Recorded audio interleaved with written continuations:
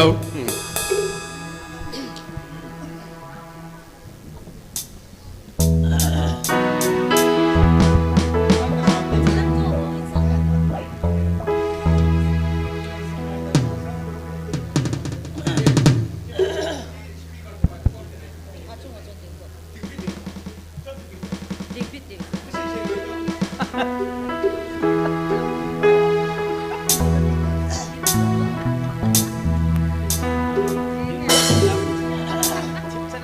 mi pi ho ha ding thei chen ding o hite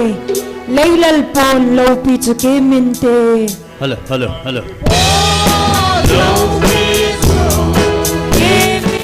mol hoi pa cha zong chu ke min te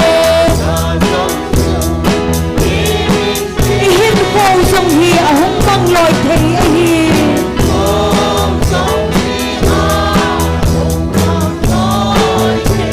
zong le bukai Giêsu ke ya mol hoi pa bang Giêsu ke ya cây ding apa tun sot kam no ma yen thai na azong ama na yu pi de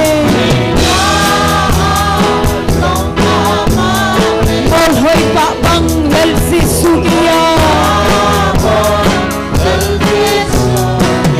ei lung se nào kam no em ma chun ama chu tun sot val pa hi yen thai tho sing song leng hi noi lai se na hi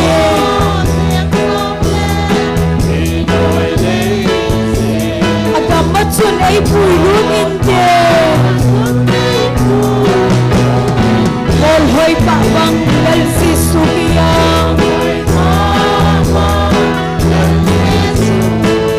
cây ding apa tun sot kam no ma yen thei na asong ama na yung pi de mol hoi pa bang lal Giêsu ke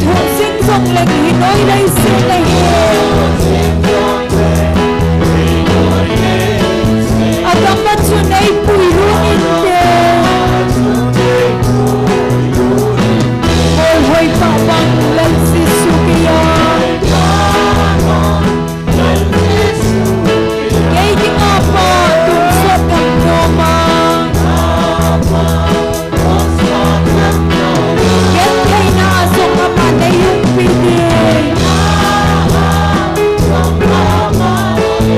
Molhoy pa banglal si Sugiya.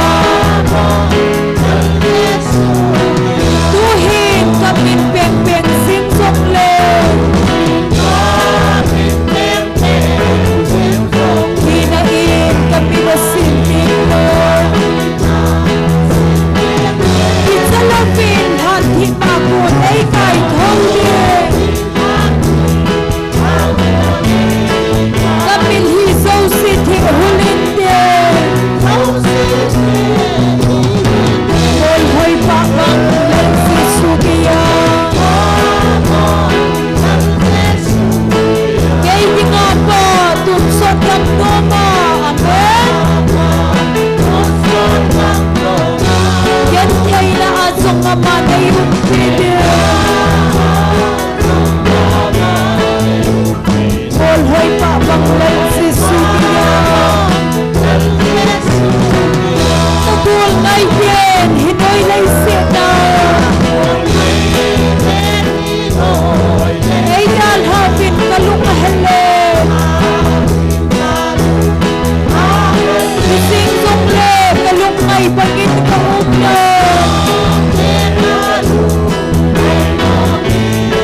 Molhoy pa banglal si Sugiya.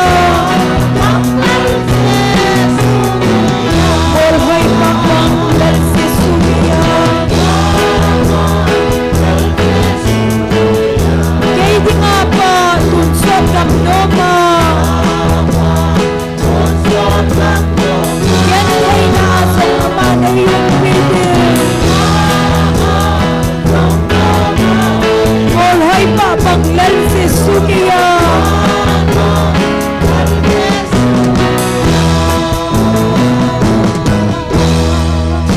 Hallelujah. Amen. Kanga zingi kapagay.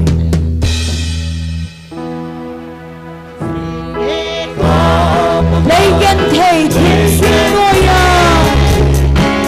Lay hôn nào sa lem kopi. Amen. Oh, kay man tungay ko.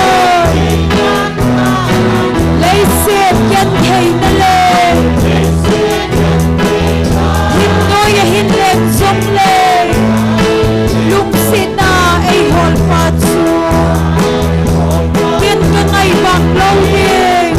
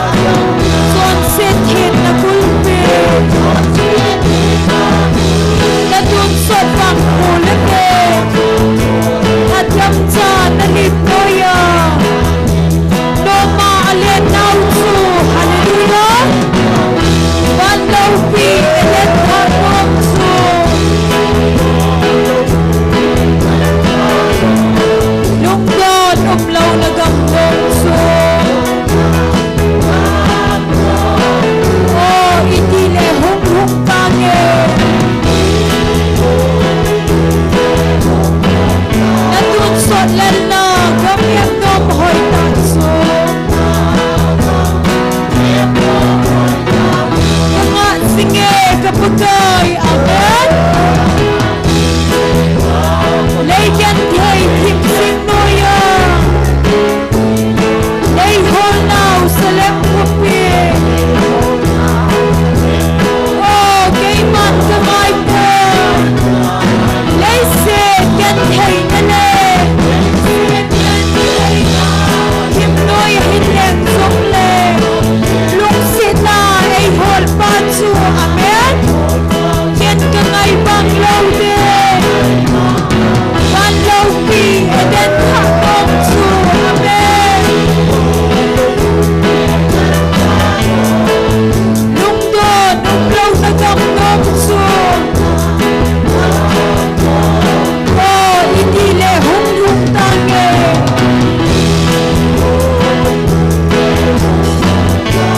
na tun suot lên na gam em nom hoi da chu lấy xin hi hung mong đê lâu phi na dâu si dông hi ale han nam moon mi hin khom đê ken lấy xe bel na đê Isa lung se đê chu amen lên lâu phi na chăm môn đê lung se na kinong đê Hallelujah. Van lâu pi eden thak nom chu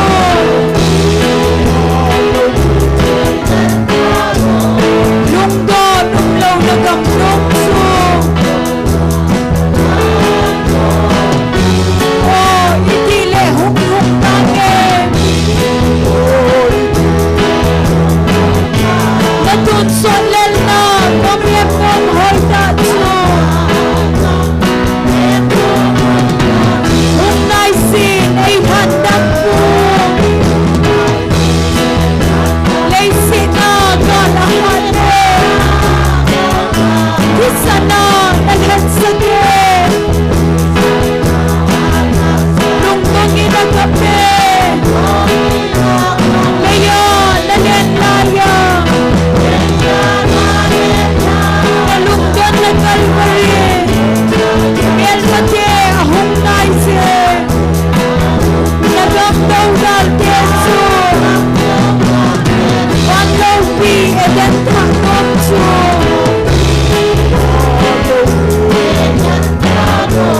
Nung do nung lâu nagam nom chu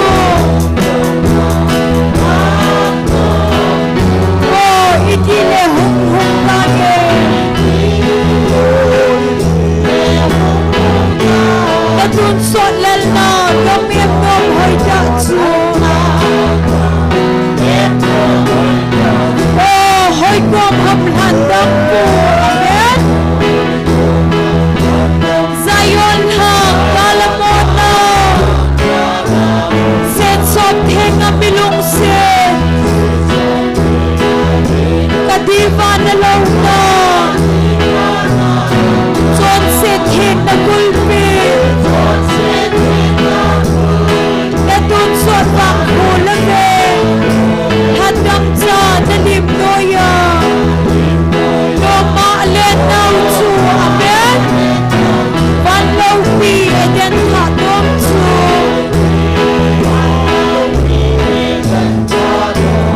lung do nung lâu na gam nom chu oh iti le hung hung tange natun suot lên na gam em nom hoi ta chu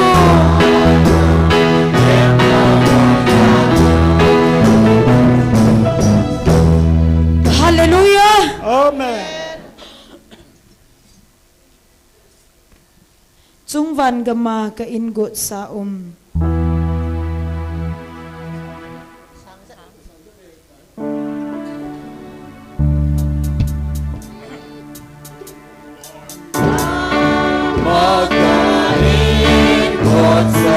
Anang ay tutin pagkait sita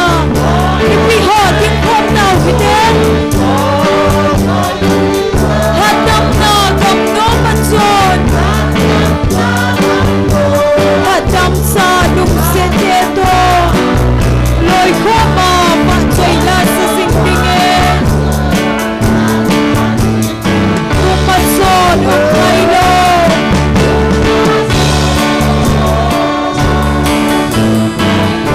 kipana gam manson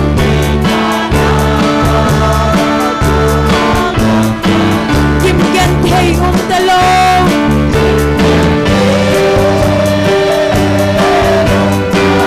sumuna chun khape ichen de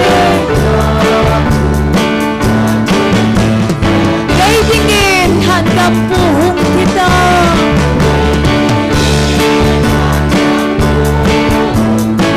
kalhaba hudo na ting se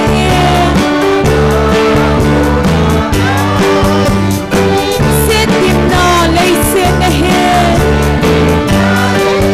sem na ko na pel do de van gam nom hoi ta chen sing ding e tu pa so no ngai lo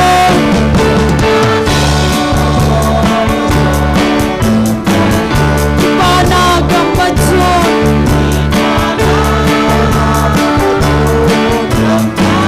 kim gen thei on talo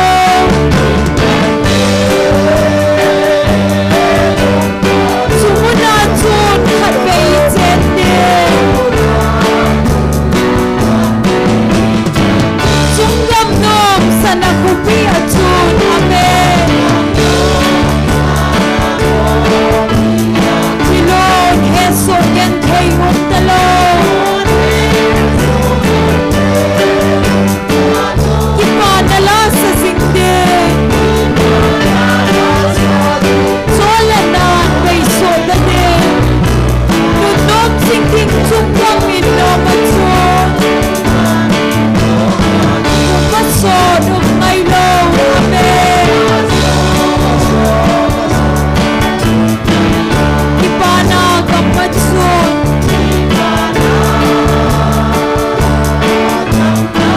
kim gen thei on talo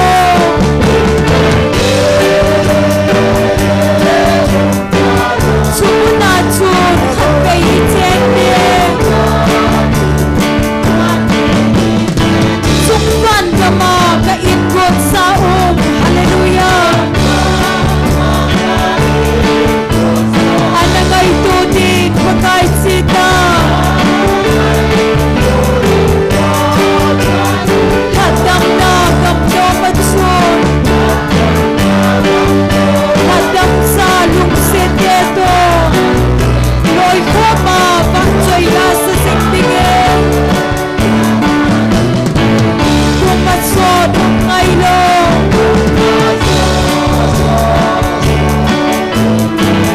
kipana gam manson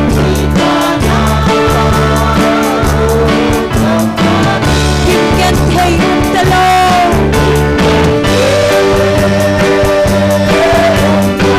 sumuna chun khat pe chen de dei dingin handam pu hung thita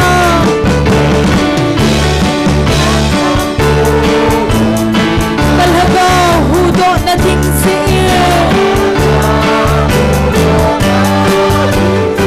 setim na lei se na he se na ko na pel do de van gam nom hoi ta chen sing ding e tu pa so no ngai lo amen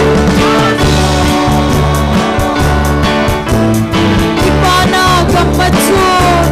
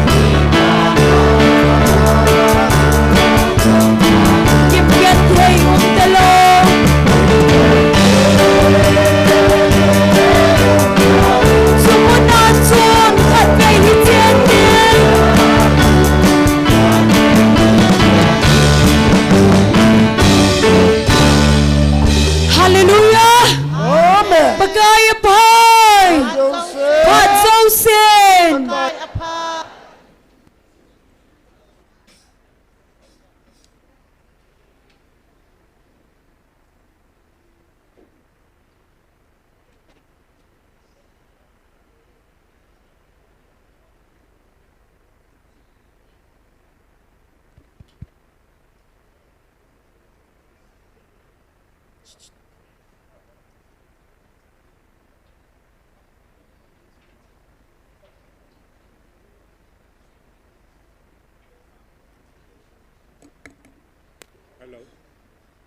Hello.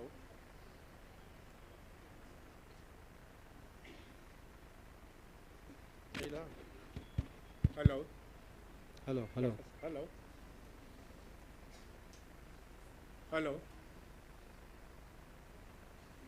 Hello. Hello. Hello. Hello. Hello. Hello.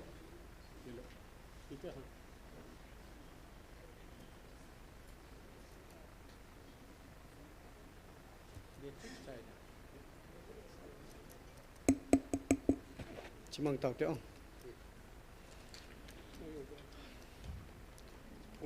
Ama sapinin pathenin damnate hoi pivin ni zakule ni somli le ni gupchan damsela ai puithung hat sungnung pathen thangwa nei pive online na hung pangho se hin chilamuna ho zo se bon chavi ni khupa ni khupai pi wa hat sungnung pathen thangwa nei pive Pakai pai Pazosen Hallelujah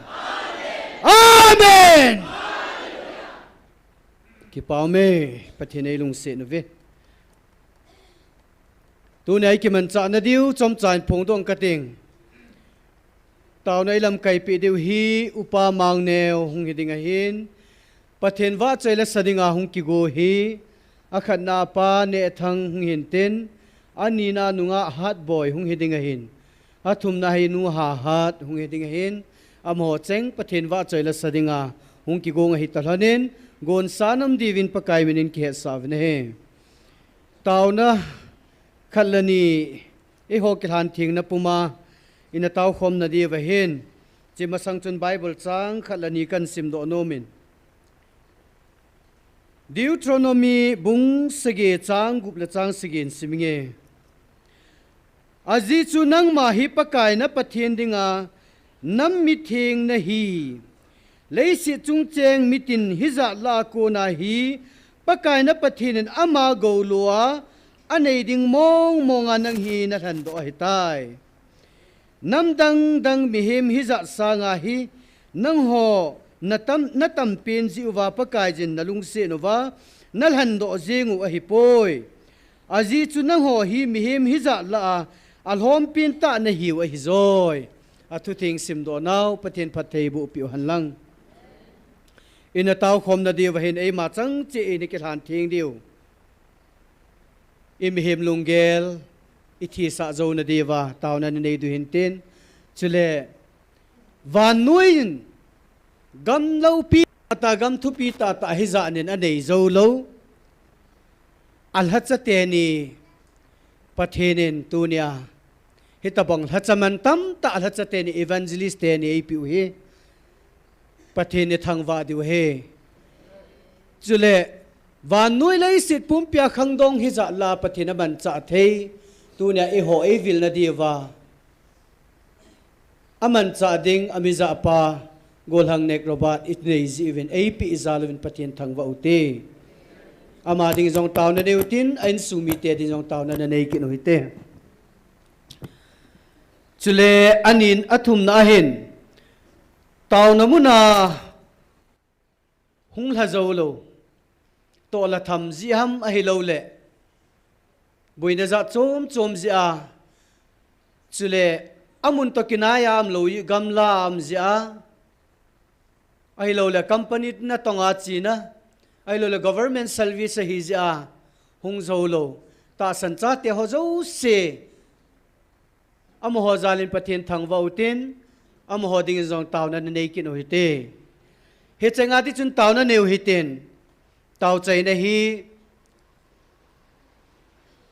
evangelist pathen mangin nei pi le ki pamente bon chawin pakaya nga taw na nei ki taw hite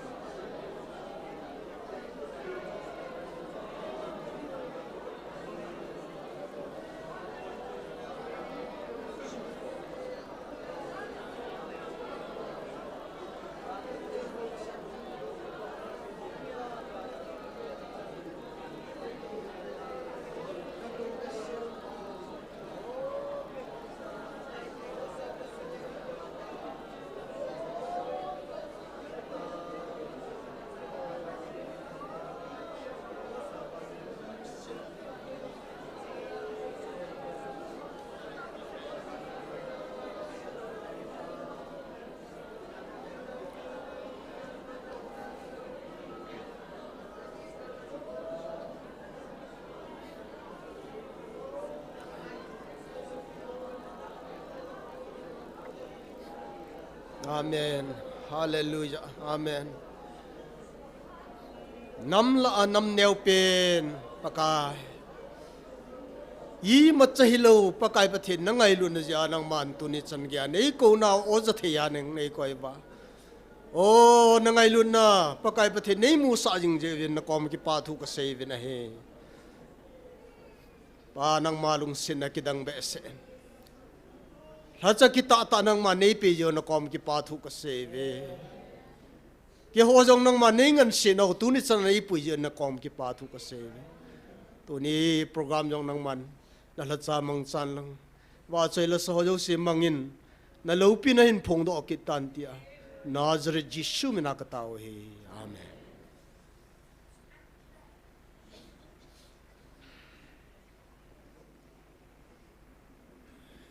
Ki paumin tun pathin wa choi la sadinga ka hin phun do ama sapena pa ne thang hung hin tin ani na nunga hat boy hungin tin athum na nu ha hat hung din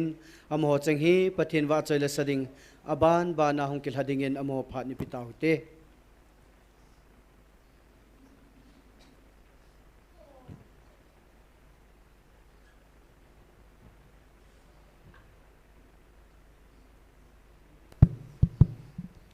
Hello. Cái kịp ấy ta bằng phát phai bia pa pathin ka thang vain. Chule ta bằng chan mun e hin pia pakai la chapu in nei pa chunga jang ka ki pa na thu kan se. Tuna pathin wa chen da kan sa do nom che le. Krista pan lo na thil ki bol zo si pan na be hi apachom diam poi ti hi. Pakai wa chen din sbung ka te.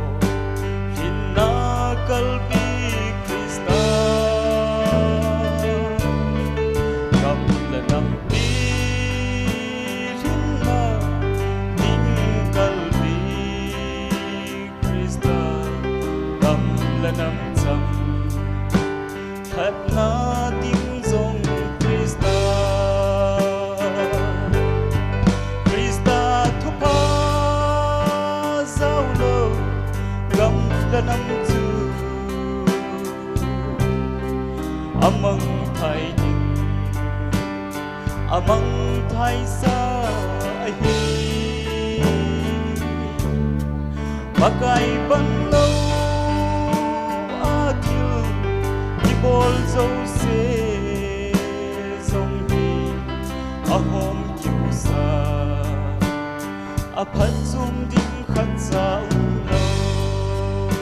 ulo pathian pathei bu tang kai pai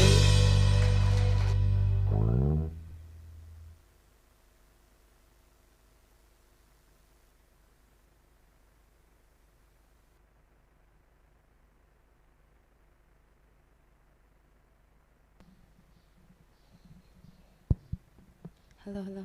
Kadai pen pakai ti lain sangi.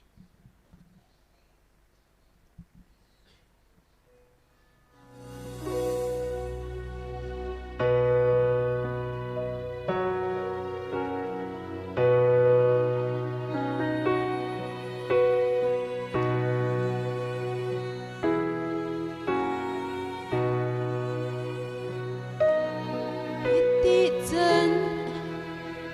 in thọ hợp vô cả vậy.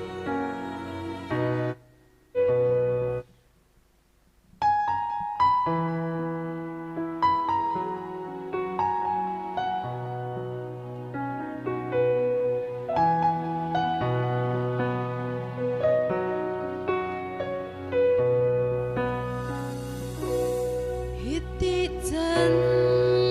kum tâm ay bụi bờ kapag ay kiti na pangin malsom tin cheng ka sim solo kipa tha no po sot hin hu nang nasa luin mit phet ka song kahat song ka la sam si nang bo na hi ka dei pele hin khulung nga ka building Amit moon kiti hit song le hagaw mi din a muhan dampu bui pugi ipi hung hung song le dun sot ka kuka ay bui hung ding nang nasa luin mit phet ka song kahat song lâu ka tha sam si nang bo na hi ka dei pele hin khulung nga ka building tu ka kito na le hamuna hinga na kite na dang umlo kapupin ng tin nagkihane na ang sung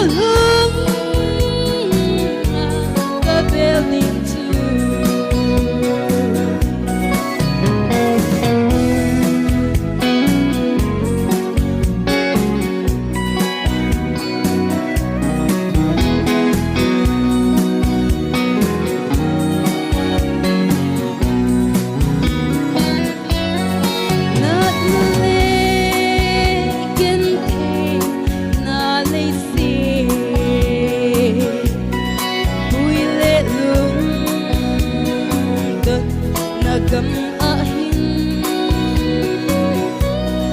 kang ngai si ka han dam pu paka nako ma len ka ma le na sa lo in mit phet ka song ba hat so lo ka ka sam si lang bo na ka dei pele hin ko hung ka building to lang bo na ka dei pele hin ko hung ka building to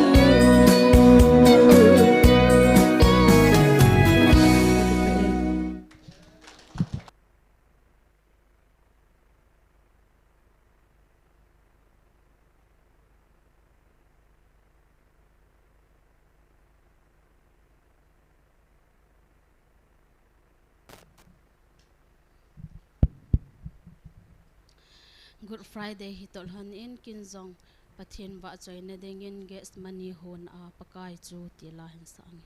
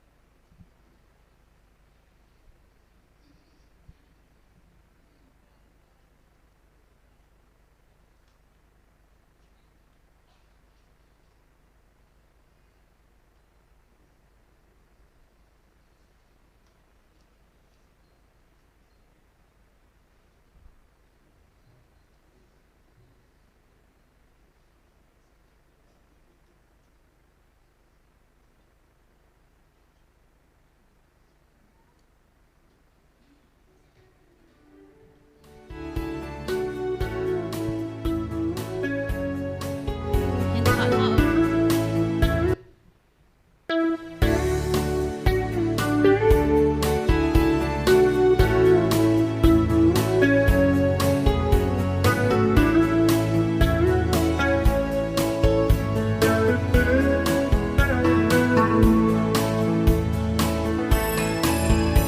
Yes, money hon a pa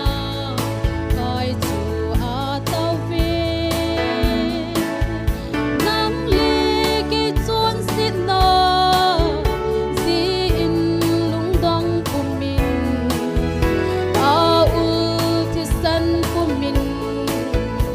a lung I pa kai chu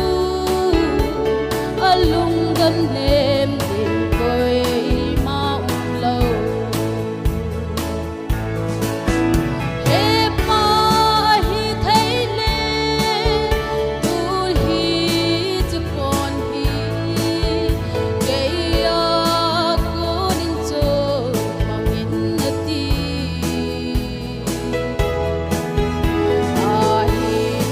la ke ma long good bang hello bin nang ma long good bang hi so hen ti na say ta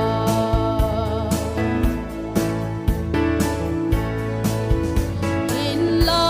pa thu say bang in a gui lung nge a zon tai Calvary hang kim nay pin mun chu chu a I pa kai chu nang le ke hin na di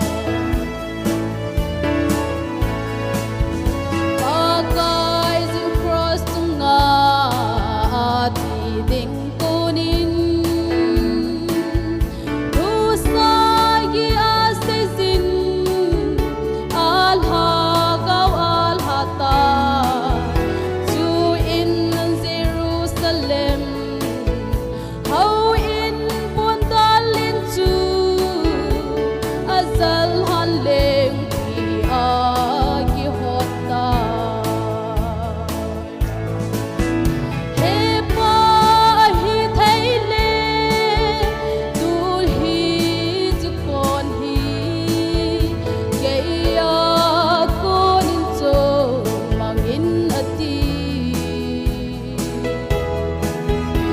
ahin le kei ma lung cốt bang hin lâu vin nang ma lung cốt bang hi zo hen ti na sei ta nang ma lung cốt bang hi zo hen ti na sei ta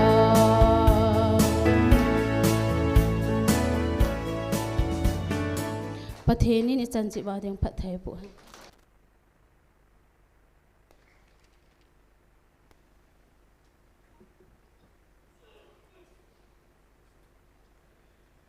กี่เป้าเมประเทศว่าใจละสห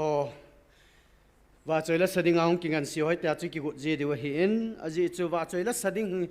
อาสนุมฮีวัดทรอบังให้ตาให้เกาลิวเห็นนะยาจูว่าใจละสดิ้งอาน้องกินหันดาวกิติฮิลกีดรูเผาตะบังเนเวยาจามินไม่เมียน้องกี่กุจีเราดิ้งทุปีตาห้อยตากะละสาหินมีขัดเบลุงทิมตองขันลังประเทศเราปีน่ะดิ้งนะกี่ป้าเฮฮิเกียลวะประเทศว่าใจละสาดิ้งเวนฮิกิติมูเวนประเทศว่าใจละฮอสฮอเลจุเลตาวนายเต็มเอ็นละปีเดียวอุปามังเนวอิเลียมนาวจงหินเต้นบอนจาวินขดเบฮาเบนนะเบงโอหิเตกี่เป้าเมฮิจิการฮีโจเลลังเขาคุยดิ้งอันนี้นักกีฬาดิวเฮ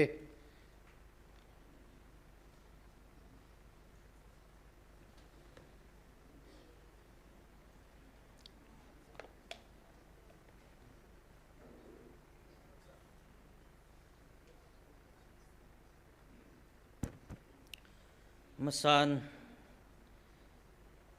ตุนีนิโคอิตาวคอมนาวนิโคจะโกเลสอมดิเลกุจันเกียต่างเล่าเบียน้ำปีขันขุดิงเกลนั่นแหละถ้าเกาลำปีจีตุเทนดีว่าพระกายอางาคุณขอมเทดิงาหงกัลทรงขอมาเกณฑ์ทรงมีเตหอจะไล่มุนาตาสตาหงปังหอเหินออนไลน์นาหงปังหอเหินคุณนุงเล่ออฟไลน์นานาเวดิงหอเกณฑ์ทรงมีเตหอกันน้ำจันขอมปีหอนาบอนซาวินเยซูคริสต์มินินกังไงลุนนัสลามกันบอเลตุลาทุสุหออีเวดาฮีเลวานุยเลสิทิลสุหอฮีจัดโจมทิลกิดังตาตาฮีอสุอินอีหอนำสุงจงอมจีอินอหินละทิลหอกิเขลมันมุดหันลังทิลจัดโจมสุจงเล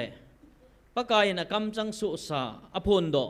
อังไงลุดอาจาเตโกมาอภุนโดหอตุนิสันเกหินขัดสาทอนอมนายปูนประเทศทางไว้นมหันลังนิวซูนเวดเดียวกตาสนินบิฮาร์มุนานาลันดาเทมเปอร์กิติมุนาลายเฮานาอาจุนมีตัมเบเซอินอาตัมเบเซจีจุนอากิตองข้าอากิสุข้าวมินมีเกตฮีอาจุนลีเวกิติเอฮิจามีชิเทมปุลามีกิจุนลีมองฮีกุมสมทุมสุงาฮีมีสังลีลังอธิงไตติโซอีปีพัทเทียนฮาวากินเนีย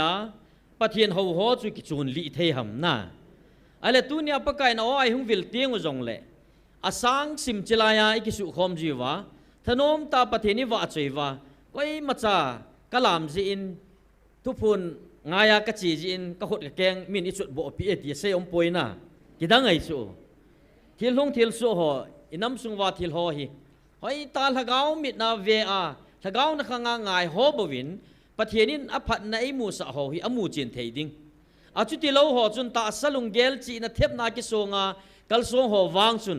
ประเทศนั้นโตทิลบอลหอฮีอีมาจามูตาโลดิวติจูอิเซดอโนมเห็นอโนมินที่ขบข้อมูลเลยตุนิจงมีตามูวินเมลูหอยเทยิน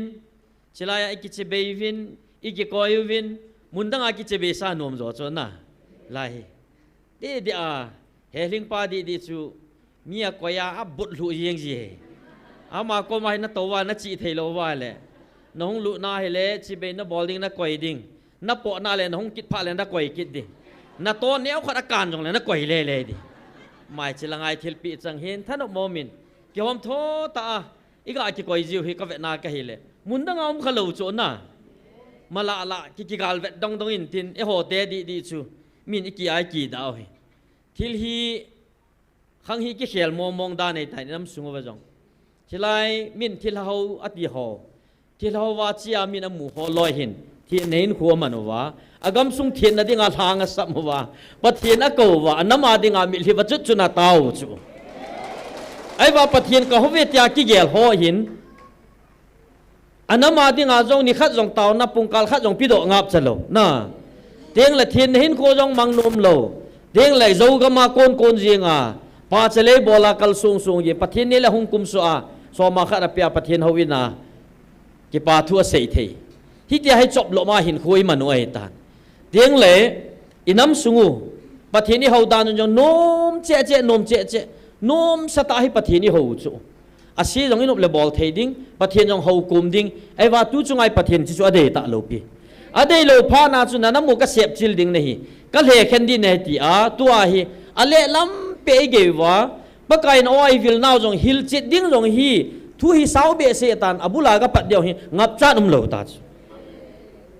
ปะเทียนนี่หอยแทนซูมใจกูตันตินเดี๋ยวเลยตัวเอโฮกาลาจงอาเสียบจิลจีนอะไรจู process จีจูจะไล่ปะไก่ในผู้ดอกปีนาวเต่าน้ำมุนจงอบุลลังอาจูตาสลัมมังซาอากีนันนัสตาตาอินเอจิวจูนะอากิโลปะเห็นนัสตาอิน้ำลำกายหอเทียงเลยมิจริงมิเทียมหอมันจ้าวะอบังเลยจะไล่มุนฮิบมาเซดิงอาจีหอจงสิเขาทาดิ้งที่อากีนันนัสตาอยู่อินเอจิวจูเอว่าคุยมันมาบอกเทโลปีฮิจิจูนั่งเล็กเกยทาได้ปูนฮิจิไลอาปีขัดเฮฮิจิจูคุยมาจันมุดอเทโลอามาตาสันเลอจะหอบวินเฮตเทตัวนี้ฉันแกเห็นปะเทียนนี่มาปุยวินนิสังขัดอิเฟตเบดิวตาอันนี้ควรจะทุบปีไอปูนฮิจนาโจลเลกิมโลเบียปะเทียนินมีเฮียมจงกิวาโลเบียอากุยจิงเกกิติจูมีเฮียมทิลโกนเฮเลฮับตะขัดองจีลุงโลดิวจูดูเนี่ยเห็นนางองโจลเทโลเกี่ยงกิมเทโลฮิจิไลดิงโฮจงทุเซกิจัดไงโลปุงกาลนี้จงกิสิทโกมไอ้ว่างอาจูกิขันดิ้งพาดขัดอมจีอาจูน่าไอ้กิเขนเวนะไอ้ละฮาวินมุนดังละงาฮกิเขนดิ้งกากิงาลันจูอากิเขนดิ้งอากกิขอมจีจูไอ้ละจิลาฮิกิเขนดิ้งติเลหาสตาอากิขันจีจูนะทีนี้อากิเขลินอาบานายปีติตามติเลจิลายมันสูรุนดิ่งินเฮาลันจะนตองหอปทินินอีเวนบิจีเวนอากิโลปาอินเฮาลันจะนตองหออินมังซาอินเลขาจะลงกิโซอินทริเทนหงกิบอลินคุสุงอาโกนางดัลโดดิงเฮาบุงอาลาโดดิงปูลปิดมุนปีตาโลดิงเฮาบุงอาจงอามินกาลาดิงติจันเกนัสสตินเลขาหงกิโซอินไอ้ละอากิโซโลบังอินปัทเฮนินไอ้กุยปีเวสโลปูนไอ้ละตัวฮิปีติตามติเลพระกายเยซูคริสต์จงอันนั้นตัวอธิลบอลสูบุลิตโลนดิ่งอากิโลปาอินจางปังอามุนโจเสียพัดโจเสียพระกายเยซูคริสต์อีปัทเฮนฮัดจุงนุงอามาตาเจงจงSatanin ahlek ma apatip jing chuna ni som lia ta wa jong Satanin apatip chula agil ke lai ta sagil ke lai ta lai ta hepna atu a wa noi nup sa na jo se avet sa ama noi a kui denga agel ai wa nga ha chung nung pathin hepna thalo pi na ai wa hong chi a zo na khe a chu Jesu Christa ama in sung mi Juda Iscariot hong ke mang chula na ya chu tu ne kain sung mi te ho tao na ichi kiu hilowa het man lawa Satanin nang jong naman sa thei hi jing thei ta nang le ke jong pathian khuna ikil han jing ke diu hi ichi pathin dei jong hi in na sata pan la jing ding in sungmi te hotiam na kahin nei je jon kahin sei ta in i pathian ho danu le inam sungu thilum dan ho hi ki khel soขัดเวจานี่จนพอซ้อมละขัดหอนเอ็กซัมอาจารย์เกย์เอ็กซัมเซ็นเตอร์พัดมาสลังจนซ้อมลันยี่หอนนั้นอาจารย์ไอ้ที่อาการเหตุข้าเราขังทุสิมาเสียจ่าดิ้งขัดไม่จุขังฮิจิเขียลมองด้านนี้ตัด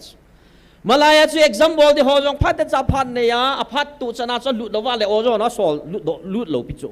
อัดัลโดเอ็กซัมบอลแล้วว่าไม่จุดูไล่วางจู่จุดที่เตะเอ็กซัมบอลที่หอจงโอยหอนลุกนักกระโถดไอ้หินปูว่าเอ็กซัมเซ็นเตอร์มันเอาเท้าสุดังไงน้อมตาเลี้ยข้างสิมูน้อมตาปฏิญาณหัวจู่กับ exam center จู่จะปังขัดที่หุ่งไก่เราจู่ attendance กับเวลานี้ดังอาจิงฮิจินีอาจู่หุ่งเราจู่ปีติตามตาเกยจู่กัดดิบกับไล่วอดจู่อะตุไล่กาไล่ตาหิเลเทียมขัดบอลเขคนละงาละกับกิจิลุเทเราดิ้งยาจู่มีสหจะปังหัวเบสพัดที่จะ exam ฮิใจเห็นตีจู่ พอซาในในตาจูอาสกุลหลังหอกกับฟอนเละอมอจงลุงดงอฟอนดอเทลูจูอะไรปุ่งมาขายหลังจีตาลุงดงจูไอเล่อีโลดิวตามa principal pa chu ka tha do ai ti chu ai ba kanup lo chu I cha pang khat na a jiwang het nga hi a bol lo ding ama nup nai le son kho pun I phem khat ji awang cha hi le lam pi khat chu ngai ton phai kat ti chu I no tin ten khat no mai chu ai he hin khol ta di bin katil a chu ti le sa na khunga yo o zo khat hi ga hol do sa nya ti ke exam center to ho chu ho lang kai ho mi chu in sung khát chi vang wa chilang tui bung thang langa hi kin sa jap ve ta ai la go ho lu le chilang khulang khat a khun aga mu do ve aga chi le I cha pau hi an nei mun na lai ya so ho cha pu na ka tho do chu tu ne exam din na khia lam te las sa ka hei ta chu elam ka set le ding lo ka hei mang ke te a gang chala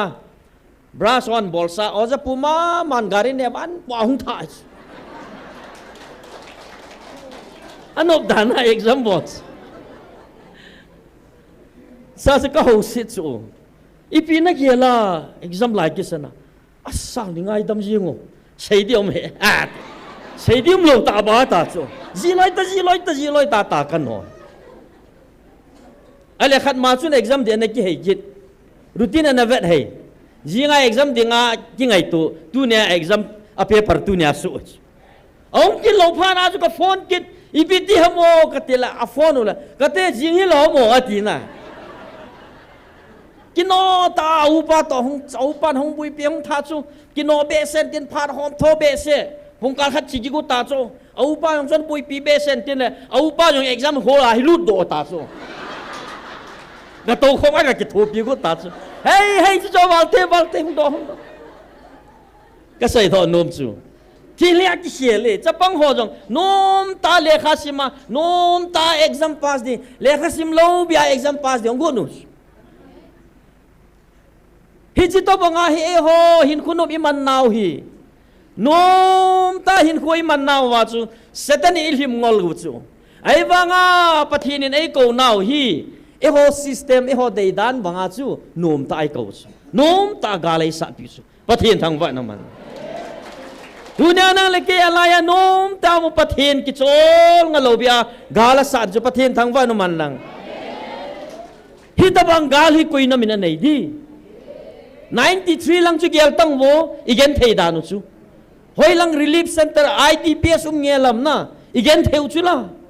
tu chunga wang pakain mana yong ai wa su IDPS oi ho sa nom sa jo mai thei ni le cha langa ka sei ho lungthim le in chen lo chen ka sei pu ka sei nom chu pathin ei ko naw a hi ja chu gen thei lo bia hi nge thina to te ho in sung hoi lung hem pi ve ta sa thi san khat nam khat chi khat hi naw min ki chep nai nei chu chi chu amang poi a hin la pakain ile tho pi cha cha nu chula 1:30 eo khare thiwa le amo som thum thidik pathina phone do chila ya chu dunia nang leke in sungmi athi ho chu hinge gamle na ma dinga pathinin adam lai cheng ho lung hei to na dinga pathinin thisanai ko chu hi chi long ho chu pathinin na man cha inam hui atun di chu tunin galja nu naw chapang nam se pe ho volunteer ho thina to ho jana sang tai pe ve ya cho dam lai cheng ni pi bol diu ham dunia thiamang kaple ma wa in uma in sungmi te ho athoni hi sa dio ma hi poi lagaw lam phat thei nei do no wa tu ne ai pui pau lai hui do pau ai hu do pau hat chung nung pathian hi I belo wa hele tu ne ai I thiu jong thi man ding I gen thiu jong gen thei man dinga pathian ai gun piu chu pathian tang wa no man lang ya su Israel te ko ma pathian na ki tip na to tu ne pa kai na o ai fil wa ama ai ho ko ma ki tip na hi vet ka utin Israel te chunga thilung ki hil na neuti ya chu pat kai na sei chu the better is not yours gal hi na nga hi poi ta hang san tai ami te Israel te ko ma na sei chu gal hi ke ya hin gal hi ke ma sa dingin koin nang thim be intia Israel te anatil hi tabang chana chu hi chi kam chang chu tu nia lagawa awa vil anam mi te e ho ko ma jong hi chi kam chang chu e za sau chu tunin Israel le Iran galna sata umin vanoi na vel hi chi thad war hung umin ten vanoi le sit ki chai tan te ti amin agal do jing lai ta chu ai wa tunia nang le ken hi cha pa kai o ai vil pawen thil hung ding thil so ding Israel te apan pi dan le Israel te din munding zo siong sei chai ke ta chu hi chu to ki hona chu Israel te din mun sanga thagawa din mun hoi zo ton sona vai hop hom pi dinga alhen nam mi te jong nam khan khuding ta sa lagawa I khan khudi ho pathin ei sei pi tau chu pathin thang va no man lang ji ja chu tu chunga Israel te to Iran te ki do chung chang jong hi Bible the mon a sele asut ho hu ive na hele pathinin akam chang so sa guilun na le pathinin akitep na kam chang asu bul hin na thil lunga he tiu chu pathin thang van man lang tu chunga Israel ten Iran te su mang na dinga thila bol hi gam khanin thil khat su mang na ding mission khara bol ting le operation code khat hi an nei jiu chu tu chunga Israel ten Iran te su mang na dinga code khat na hi operation rising lion na tiu chu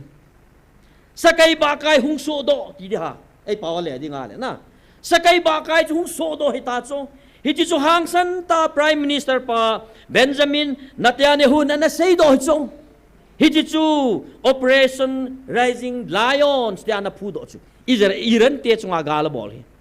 hi chi chu hoya ko na hung kila to ham tile hi chi prime minister pa in a compose sa ama mi him lungela ase hilopi ama jong pathin namlan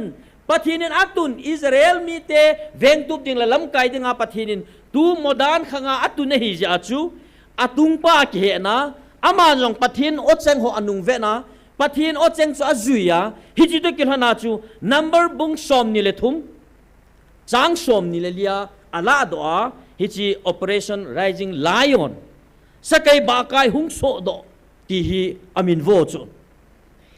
hi chi Bible changa chu pi ki seam Israel nam hi sakai ba kai tobang abotela avel hum ka a chol do lo Israel te hat na sei abotela avel hum ka a chol do ngei lo asatha sa thisana a chop kang ka ki chol do lo hel hi chi Israel nam mi te hi hung khang do di hung so do de hetia nambara aniki sei khem gau kama aniki phung do hi chi chu koi chung chang thua ki sei hung ki phapo hamitia le mob liang pa balangin thim gau balam koma Israel te gau sabdinga aseya atila alhema neilanga avet sa atil do balam jong numa ahi wanga pathinin balam lung chang chwa shela Israel te gau sapsanga Israel te phathebo sa chu hi chi chung changa chu pathinin athang sap Israel nam hi sakai ba kai tabang koi machan lenglin ta ki gel honong asu chimit hello ding Israel te zo in abo tala avel lum taka ki chol do loading atha saw thisan ho jong achop kang taka wa ki chol do loading nam pathinin atun do Israel te chu pathin thang va no man hi chi chu tu chunga chu aman sa wa prime minister pahin pathin om kam chang so sa ho chu ave na hang san ta pathinin ei zo sa di pathinin ei pan pi di ta asia Iran te chu ipia seya the head of the octopus ti chu Iran te khu octopus dana sei chu aji chu octopus alu le na len a khot a keng tam ta zoom ve to hi chi to banga khu Iran ki ti hi terrorism sponsor vanoi pum pia galgu bol thing noi ja chom muntina pansaho Gaza la Lebanon la Syria Yemen Palestine ki tila galgu bol zo se khu Iran ten sponsor bola vanoi a hi muslim tasan le jiha machal na dinga Iran ten na to wa hi chu tu nya hi vanoi pum pi hi lo so ama is terrorism vanoi pum pi anop no malo a numai chapang dim lo bia lungsen na be hela su chi mina anop numa chadinga hi Iran chunga hi setan pansa a và nói hi su lo ding su chi mi ding tia nuclear weapon jong phata ta sim do nam chu hi chu ai le hi chi nam sumang ding chu và nói le sen ai koi madang nom lo chu Israel hi và nói zo si hi chi ki bung ma tha na ding Israel Iran te na to gon hi Israel te hi asumi ding le abol cha dinga pathinin Israel nam hi anatuna tu chunga hi ahin til do a he tia Bible thimon a kho chu keong kanuk chu a hi chu pathinin chilai sei sai chu chilai ong ki to chana sei chu pathinin hi chi pha ka sa hi kanam mi te ta sa kanam mi te hi amhon jong ai ko ta ve tunin pakai ai ko ta ve tunin Yahweh pathin ai lam khalle za chom chomin min ko nei ko ta ve hi nge ka vil ding ai ai la nang ho ka vila nang ho ka tun do ma sing nam ho vil pong e ti chu pathin thang vai ya chu pathin ni nam ho hi van noya anam la na hi na ke he na ding le Israel te jing in jong pathin anung gel do wa pathin na akinung hei kin na ni wa pathin aso dinga pha sa ai pha sa gal zo na jong pathin achung wa akoi sa chu pathin thang wa no man lang ai le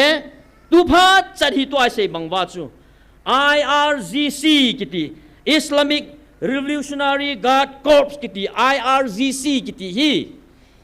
Iran te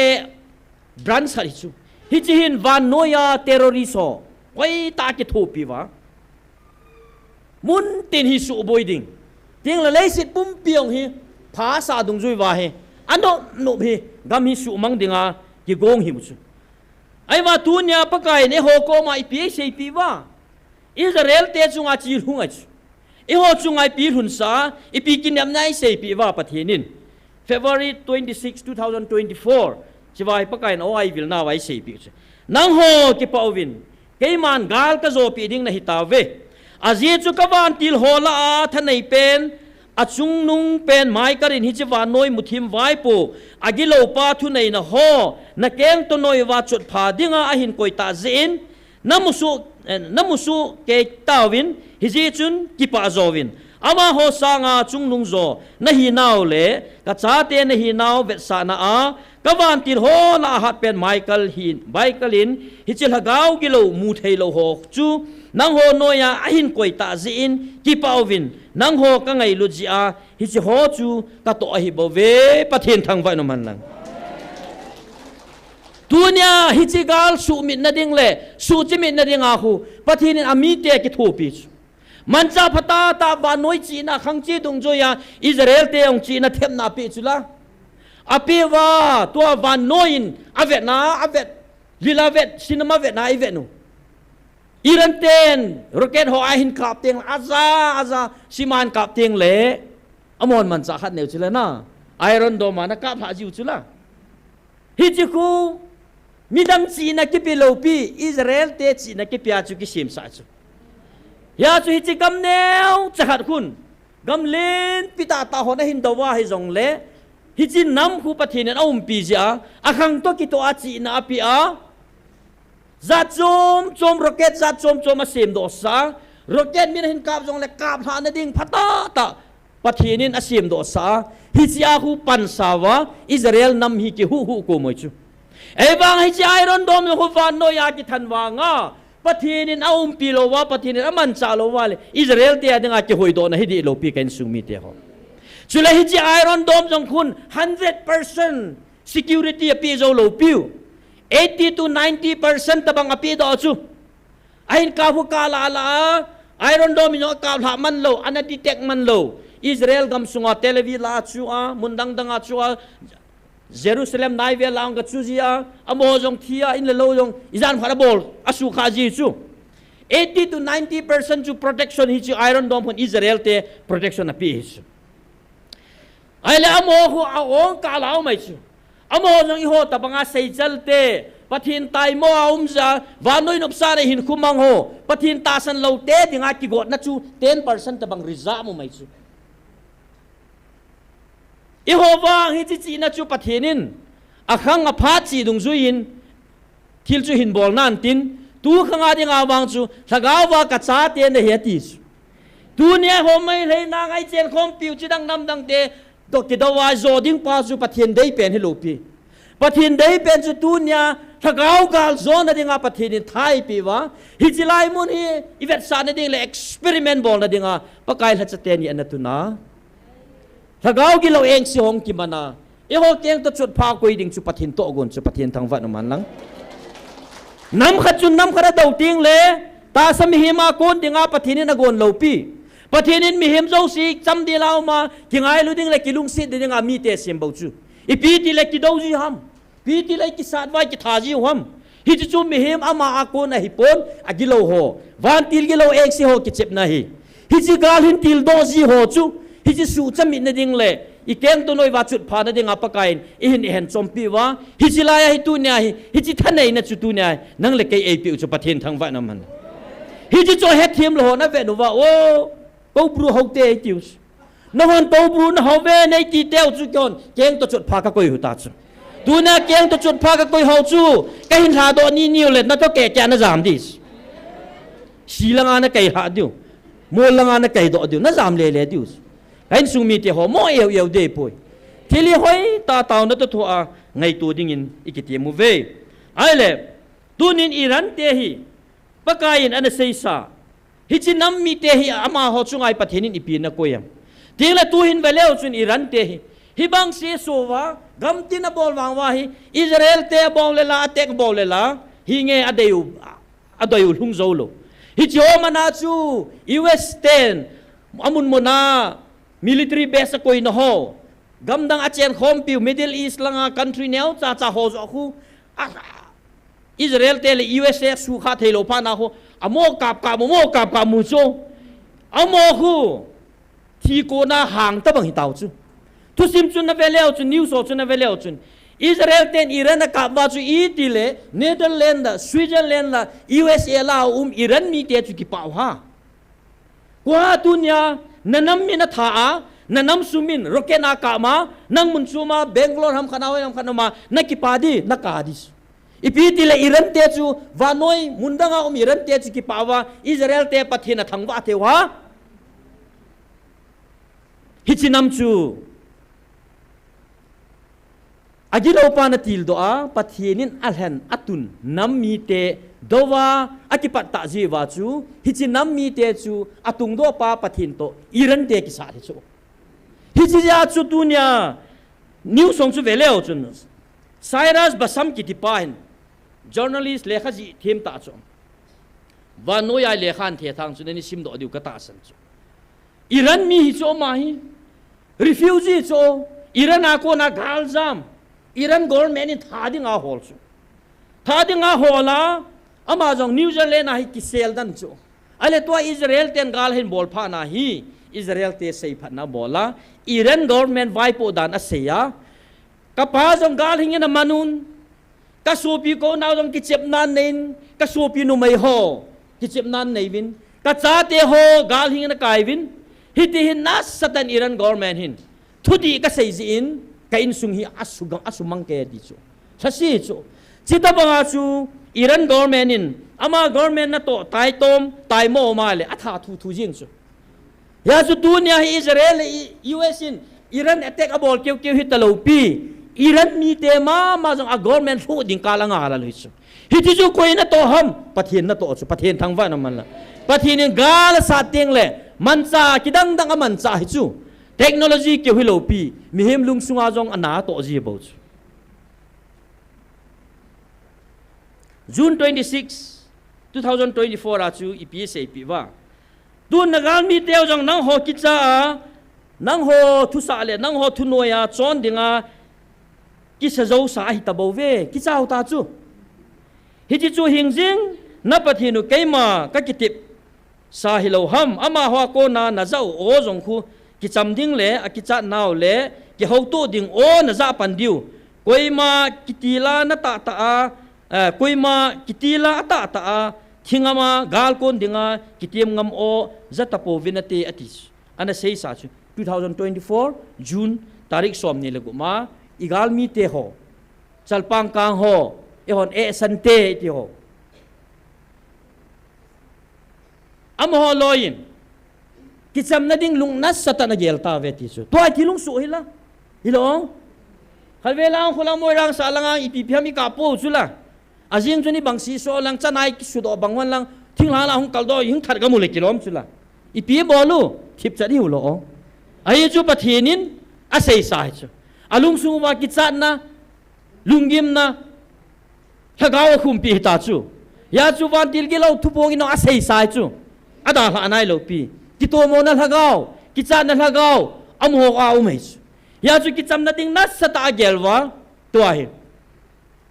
election นงอันไหนกิจดิ่งผ่านนะฮิจัดชม special package ทำไต่บอลปีวะกิจจำนัดดิ่งเฮียบอลจูไอ้วางอาศิโหถนนมานากิจจำจูหุ่มเทกิจฮิเวตาอาจิจูปะเทนินเสียสาจูกาลีเกย์บอลดอหินเกย์มันกลาดอลวะเลยกิเลดอปอนเตติจูดูนินนางมาอินเซนนบซานัดดิ่งกาลมีเตตัวกิจจำมินโกนจงละจุนฮิจิกาลปวดดอปาหินนังบอลฮิโลจาจูอาบอลดอปาลุงเฮโลเลยพัดจมฮิเวตกิจำปองกเตกิจำมองปองกเตติจงละจุนกาลบอลดอปานักกิจำดิวไตทะเลกิจำน้ำยังเวตเฮียสุดตัวนี้นั่งเล็กฮิจุงจางฮิปะทีนินไอ้กูน่ากิจเบสเซนตินเลยอีกิจำดิวเลยกาลิโกนดิวจงเลยอีบอลดิวอยู่ที่ปะทีนิโตดิวสุอามาให้ต้องเลวเห็นอามานี่ขันคนเดียวฮิกิโตชนะขัดจากเปลี่ยนโลบะฮิไอ้เสพีดิวสุจานิลาจอมิน้องเสียดังกันตินอิจฉาเตียวนาวเตหอกขัดตัวจงอาปะทีนินพัดเทโบนัจังตาเวที่อานาสับพงลายบุลตีลาขังดองขังท่าตั้มตาอดีตเดีย SSC GDR จูตั้มตาโลเห็นนั่นเนวจูนะเอเลตัวจงอาเทรนนิ่งใจอ่ะหุ่งปอดดอหอนาวเตหอกขัดอาศัยจูสารทิลกิดังตาปะทีนินจิลายาเอาไอวิลนาวาอพูนโดอากำจังกุยลุงที่หอเสเปย์ลางเอาเมติจูเอเลจูพิฮัมกติเลที่หอยูนิตจูเอโหกูกิจาเตะกัตมเวติสกัตมเปนุวินไอ้บางอาเกโฮซีโอป้าจูไม่เฮติสฮิจิไม่เฮป้าจูเกโฮลุงโฮนานักสิลุยดีเดติส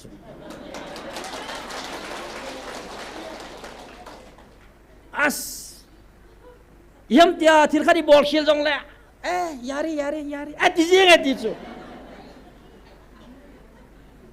ฮิจิซีโอป้าจูหางหุ่มปีตะบังหางติจูละมีอินสตรัคเตอร์เรียนมองจูละซีโอป้าจูเสเปย์จูนุ่มมาเซียนเทจูละยาจูไรเฟิลแมนโฮโซนัวยาจูฮิจิซีโอป้าจูกูนฮิจูไอ้เลยฮิจิจะเป่าฮิจูไปเป่าหินอะเฮ็ดฮิจูปะกายโอเจงฮิอากุยลุงอันนั้นติจูอาซาเทรนนิ่งบอลอากาจิวจังเกิลเทรนนิ่งอากาจิดีดิวจูติส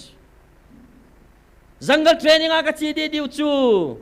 ฮิจิกซีโอเป่าจูเกโฮปังบัวเอาเมติจูอาจังเอาจีงามโลเฮไอ้ชูกำจังลาจีเล่กูกิเตจุนี่ทัดโดดดูทำตีกิจดานิสูกิจนาลุงเลี้ยวเหล่านาฮีคุยสักมุตาจูกันซุงมีเตหอตุนินอิรันเตอิสราเอลเตจุงอาทิลทุงหอตบังอาไอหอจงปะกายนะกำจังสุสาอิรันเตจงไบเบิลชีเวนาให้เล่อมหอฮีอิลัมเซมจะป่ามาสเปนจิลาให้กิติสนะมาสังอาจูเปอร์เซียในกิติตัวอิรันลายลางนัดเจงอโจซีฮีเปอร์เซียมีจนหิวตัวอิรันตุขังอิรันกิติส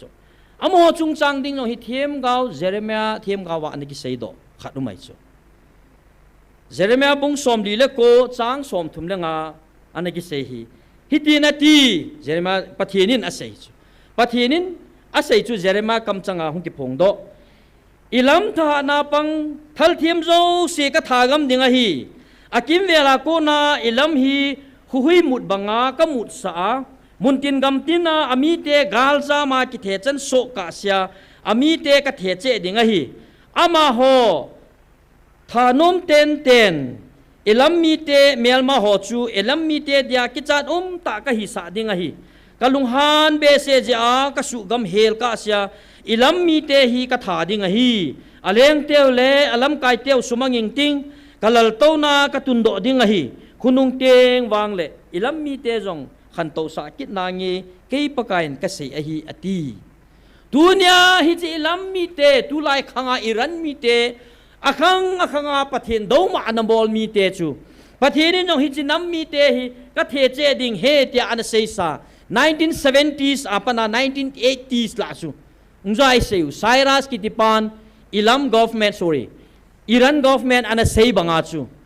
hi chi thing noi mi ho terrorist ho hat be se ja anazam cheba muntin muntanga hi ana chu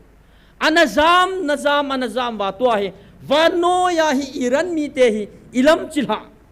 te hi ki the chen su chu a ki the wa chu ki chai jing hi lo chu a kho na khat le a mo de nga kho e ho zo si de nga a pha pen chu phem ti le Iran dal ha agal jam ho chu 80% tabang hi amo ho hi Christianity a convert in values pathian thang va nam man la pathianin amo hi ka tun di hi ati to ka su mang de ti chu chi kho mai chu hiya cho su mang thau ding ai wanga hi chi su mang na chung changa gen the ha san na tho a government na ko na ha san na tho ho chu pathianin atum bia phathe bo dinga hi pakai Jesu Krista ta san tam ta ting le Israel pathin ai pathin mo hi tia thang sam le phong do hi Iran mi te ma tama tam ta chu hi chu pathin na to chu hi chi to banga chu e ho jong gal mi te chunga thilung ding ho pathinin an se ya June tarik li 2025 ma na se chula nang ho chung gal bol ding a ki got chanuwa hamse na chung wa chu ding hi an ti chu ama ho ka ki to mo na le ki he thiam lo na lung ding a hi hin la lung heya nang ho ding a gela lung pha puwa ahung bo khup tiang ule angai dan na thanum mai cho nang ho ding ya lung pha puwa hung bo khup tiang ule bo keiman hiti ho chu kala do ding a hi bo ve achung wa lung ki si na nei to ka win hi chi hamse na ho keiman la do pong katin ka koi jing ding a hi ati ilam mi te ko ma anakitip na banga chu dunia e ho ku ki zo cha te chunga gal bol ding le asu ding le asuma tha dinga ki go hun ki pando nam ho chunga pathin gaw sapna ready sa mai chu pathin thang ba no man lang ale June tarik som January tarik som le ge 2025 ma chu pi sei kit wa ka hung wil naw jong tang chom pon tin aji chu ngai lu na na namu ka tun do ta ka keiman ka dal ha lo ding na hi ve te pathin thang ba no man lang nagalu le nagal mi teu chunga jong lung kham hi vin atis hi chi chu Israel te ko ma gal chu keiman sat na nge nang ho sat na ngai kho poi ta sei pa chun hi chi gal ding in lung kham hi vin hi chi gal hi kai phu doi ji chun keima khona me keiman ka tun do ding na hi ve hi chi gal ding in ki sabo hi vin atis ale patheni ni piding ai dei sa wa hi chi ta sa gal hi lim sa hi vin keiman bol na nge keiman ka tun na hin galong ka zo pi ding ni a hin keima gal wang no na sa de tis hi pya mimal gali nei wa insung gali nei wa hobung gali nei wa nam gali nei chu kei khat ka hi bangin no khat hi vin keiman ka ngai lut bangin no khat le khat ki ngai lu vin hi chi pa hi na bol tiang ole na he lo ka wa hi chi ta sa wang phat thein ho dong si hi no chunga chu de anati hi chu 2023 October chom thum le khana ana sei sai chu mem tun jong gal sa na hi ve hang sanun ha panjingun nagalu nanam sungwa nahin sa chai tingul atis mimal namsung nang ma gal namsung na nahin sa chai tingule namdang te chunga gal hi keima khona kuyun keiman ka henai vai hom them na pathenu keiman hin to na nge pathen thang vai no man lang tunin gal mi te to ki chamding jong go hin kanam lam kai ho kapu kapa ka supi ko now pathinin ama to ki chamding zo nei ko bo ve tunin ama to ki champo po lew hen hinge phat khat le gal mi te chi ho no ya om theina dinga chu ama ko na ki chamna pha do nan ti hi ji chu boi pi hi in tunin nang na kai ni boi pi diu chu tunia o ai vilwa ngai lu na chung nu ngai lu pau ei ko pau hi ama to i ka cham deu hi pathinin ade hi e tao na khan na neu hitin pathian ko ma ki pa thu na seu tin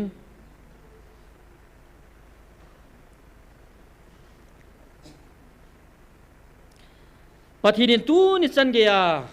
tang lo bia gale sat pi ji vin pathin koma ki pa thu na seu hitin pathinin aman cha la cha ho adia evangelist ni hi in golang nek robat hi in taw na zo sia hi ung kimin pha hi jong le i taw tiang le i gel do te te di wa i ki dei sau hin tin aba le pathinin hi chinam atun do na dinga i hwa ko na ange le i hwa ko na hung kon do thei ding aman cha chui pi hei mit hi long taw nai chu taw na mit hi tui pathinin aman cha hi ji chun hi chi mit hi tui chi ki thu mo ngai nanga ko na hi chi nam ngai lut na le pathin ngai lut na taw na mit hi tui chu a ha pot lai chana tunia i taw na ma chal ding he e chon taw na mit hi ki thu mo hi tin ting le tunia nang le ke hi mi tei mo in tei to min jong lew hen tunia nang le ke taw na ja hi namu ki tung ding bo ve mini za se lang pi bol jong le tunia nang le ke taw na hi pathin na sana hi ja hi namu ki tung di hi ji chun thasam the hi poi thasi the hladai the hi po ve pathin ko ma hat na kyong ki thu mo te abana tunia tu le tu din mo na dia inamu adi in ukrul hang langa cheng inam ho hi in kol gamam ho hin Bangladesh gama inam ho amo zo siding ong taw hutin bon chan cho chang ding chun taw na khat ve ga ne hutin taw che na kai man nei ka ti hallelujah hallelujah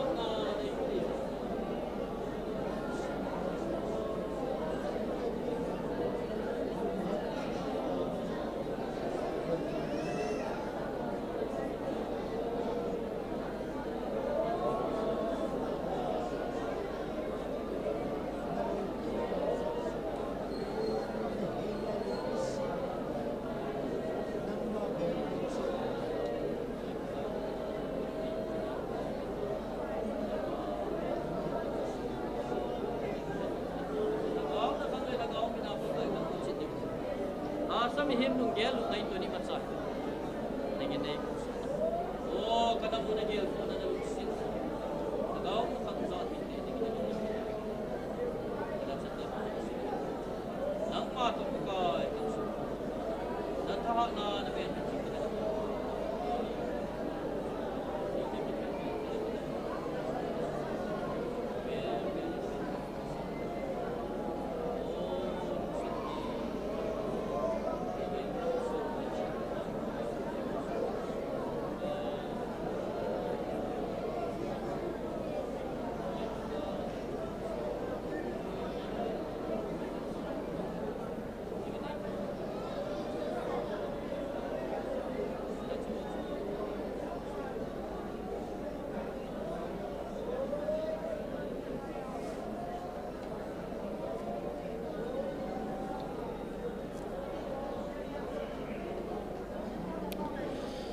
Hallelujah, hallelujah kakipa ve pakai chan sananai pui ba dunia.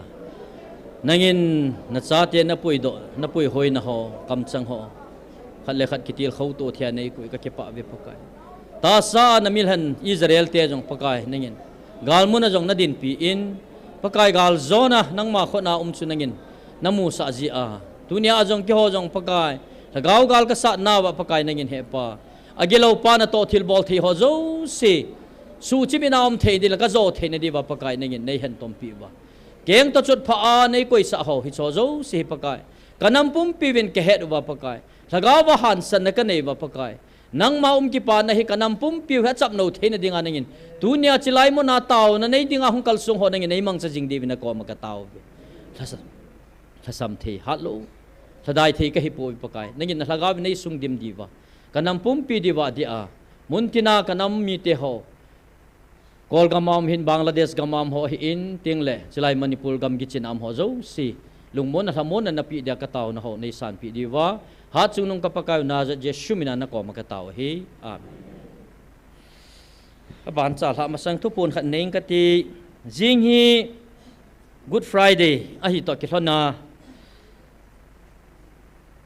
khotul hobung chi azong program umding ta sanomin hi chun lam kai hon a hin gel khomin jinga hitaw khom na diu pha hi ahung ki khel zamin chi chu anang paten nangai win lang jing la hin baro ti chu pung som la ni a ke pat ding anagong hitin jinga speaker ding thupi mun ai la pi diu evangelist chin kolam founder nun jinga phat ai la pi diu he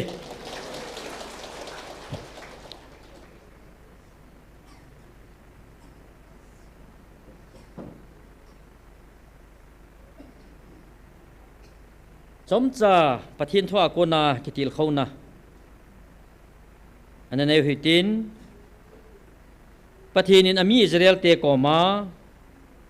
anase adia Exodus bungsom la liya ki se Mose in amite analamona pathinin aza sa bang banga amite lamona dinga anapondo kamchang hinsim dong kati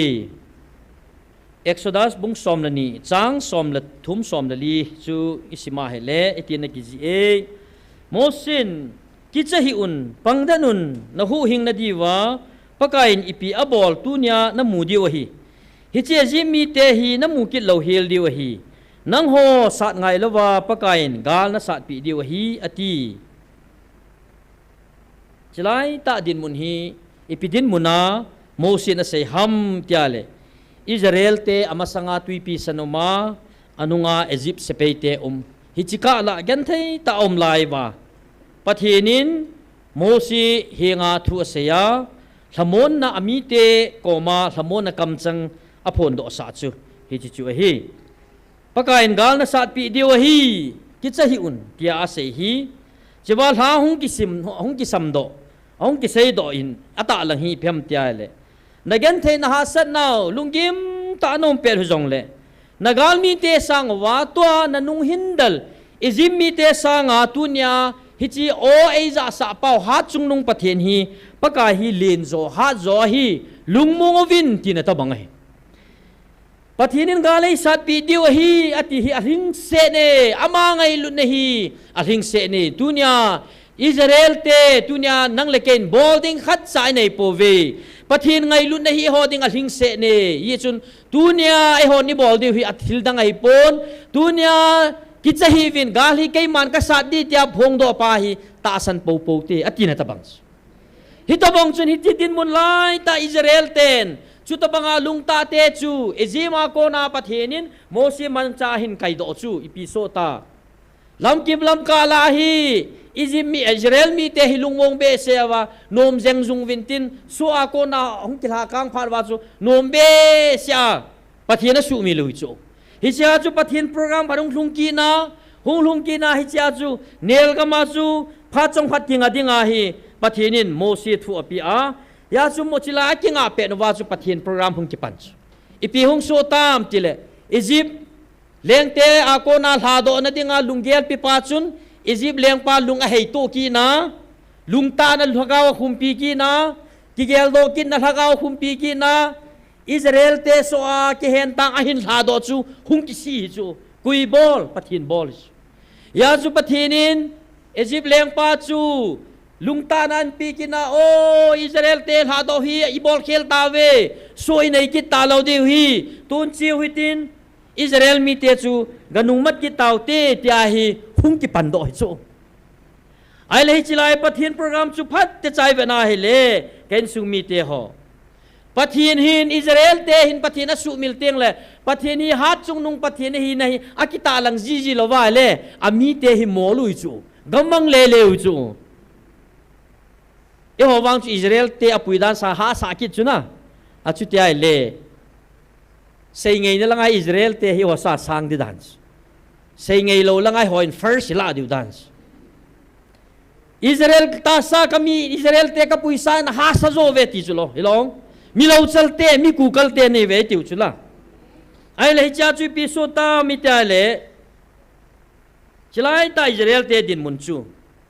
ki chao ta chu ama sang la tui pi sana la palgal kai thelo anung lang ve le la Egypt te hong ta so a kai ki diu chu ada daw chu chilai ta chu pi so tam te le vo pakai ni ki thopi vin ati ding chu pathina ngai no mi cho ati ki hi ve sanga chu complainable ki nu chu la ki phin ki nu wa Moses tai tom chu Moses tai tom chu pathin mi pa tai tom chu pathin tai tom hi nai ti nai chu ya chu Egypt kama ki buina han khu bia na bola nel kama lukam sa de nei pui ham ki taw so ki phinu chu i kho tai ji ma ko na ne hin pui do ham chai ki si u chu lung hang wa ki phinu i ho jong ki phin jiu la ha lam kai thu ki la lo nop no ma i ki lam kai chu nang le kai i nop no mai ki lam kai lai tau chu ai le cha chu mo sin don bu chu ki che hi un nang ho san ngai lovin pa kain gal san nan te ati chu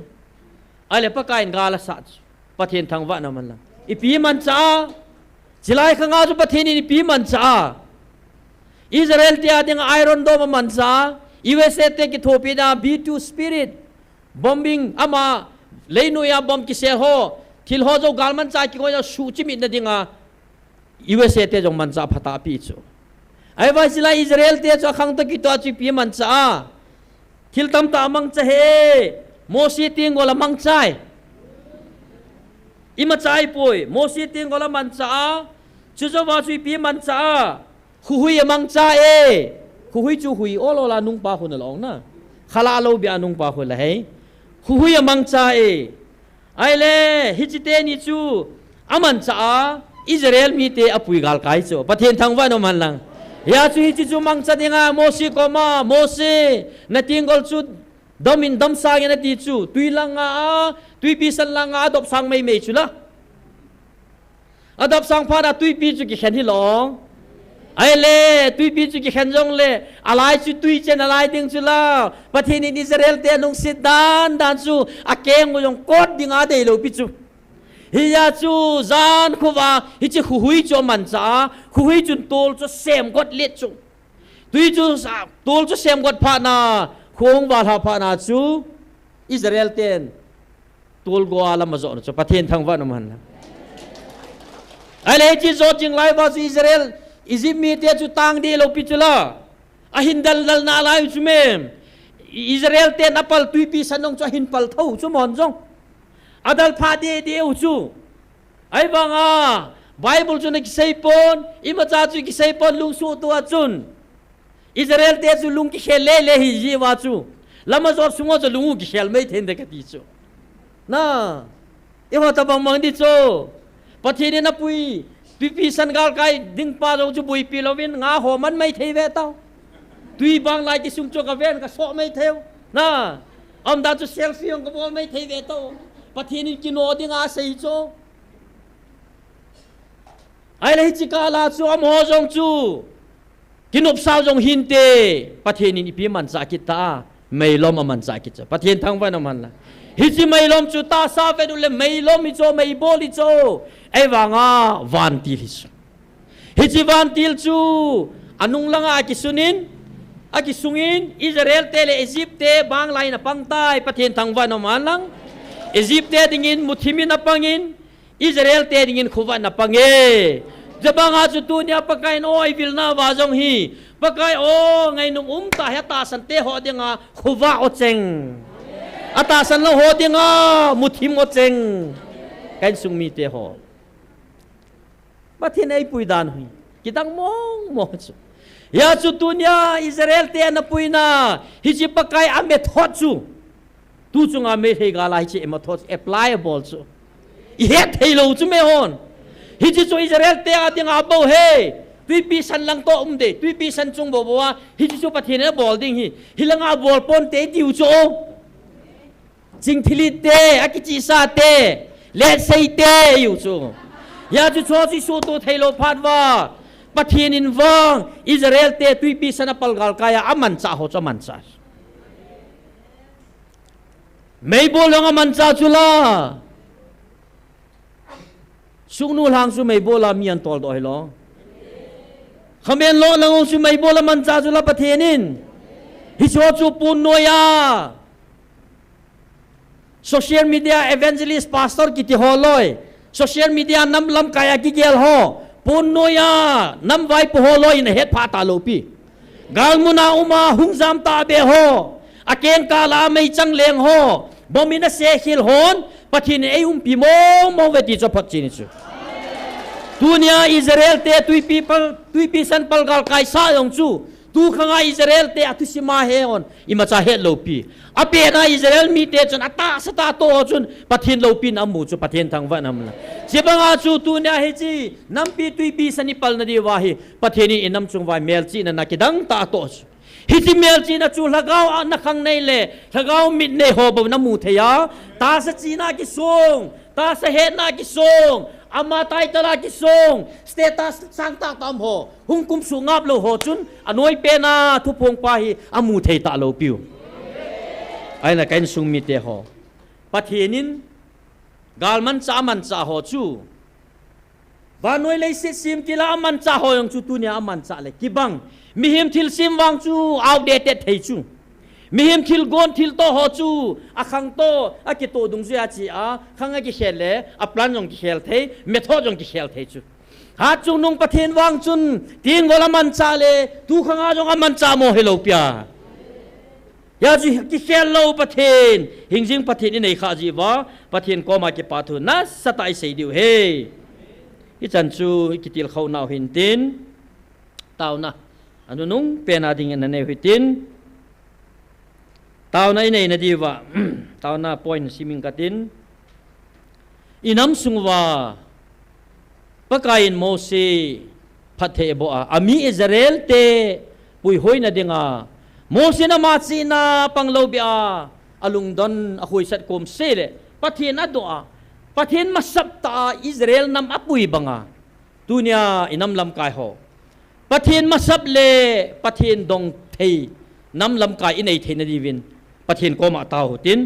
hi chi da bang chun hausa mei thai chaga ngai lu thei lung si thei hausa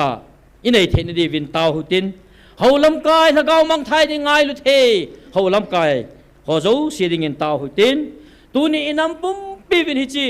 thagau chi nei nei thei na divin achuti lawa le pathini ichung wa na ato ei pui hoi dan hoi het thei ta lo piu chula ipi nam tel hagau chi na lasam wal ta chu mi him chi na san be se ja hi dunia hi pathinin hi chi nam hi atun ding ta ji a ta sa chi nei ser in nei ho zo siu hi bang lai ko si chum banga su chi ma om the na dinga hi i taw diu hi abana ana phone do sa hi nang ho nam ki tho pi ding le nang ho nam ka tun ta ding ji a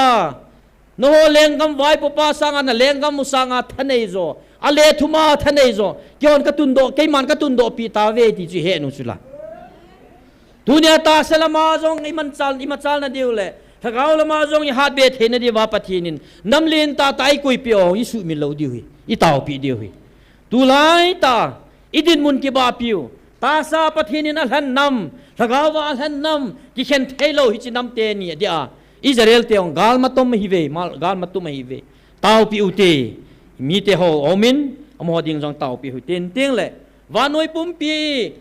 ve tup ding le ve sui dinga pathin in angen si US deng itaw pi diu hi ai chom ha ko na hi pathin a sei sa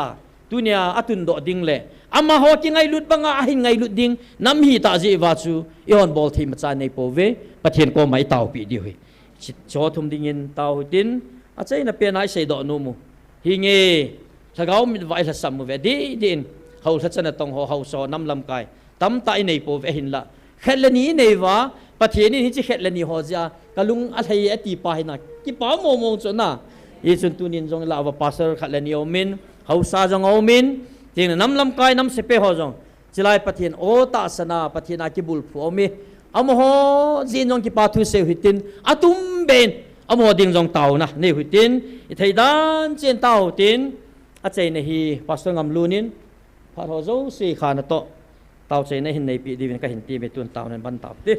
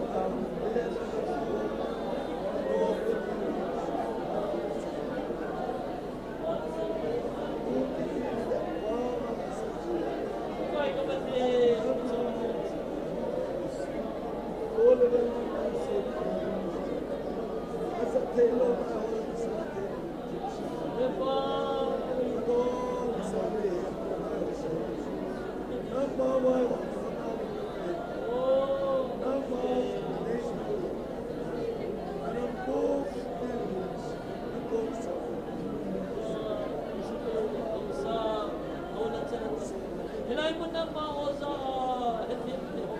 Het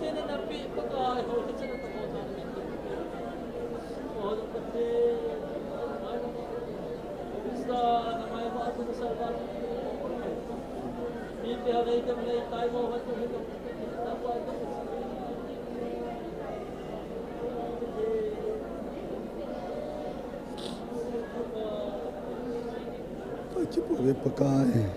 na phat theina ni kholo pita nei pe vin tuni inzo mi hen ke mo ki ngai tlu sangin nang man nei ngai luvin ke mo ki he tu sangin nang man nei chiluvin ke ho ki gel kho na sangin nang man nei gel kho vin namin lo pi ka thang ba ya pa tu ni zong nala chapu nang man namang san nampum pia dinga apoi mo lai chu chang za do le se do san nang man namang chan namin lo pi ka thang mo bo ya pa la sim pan le kyal ngoi ching ten hin pui di zo lo i ti ai di vam nang ma pan na lovin pakai koi ma sa na mi pui di thei put hi jong le nang man tu ni sana la kang lo hela nei pui jan ka ki pon pa na mi lo pi ka thang ka her kham la ka gel do khamun pakai na wa choi la ki sa na ho hi na thuing ki sei do na ho he na mo ki sei do ho zo si kim lo wa he a phung do kim lo wa he a hin thuma kim lo wa he a ki pa thu hin se jong le aling lo zo se na lagaw nei su bulit pi un la ka sei khelo la ka bol khelo dang man nei ngai da mon adol sanam pumpi phat thei chan na dinga wang nei bu pi un ka ti e ong ki khen do ding ka hita ben wo ka pathen jing ni kho jong le hita bang pa na khong ki su khom kit ka si bin nang man kami chang se nei wa mun lang nei pui khom ki ta vin tin pakai je sumin kong tau khom zo vin ai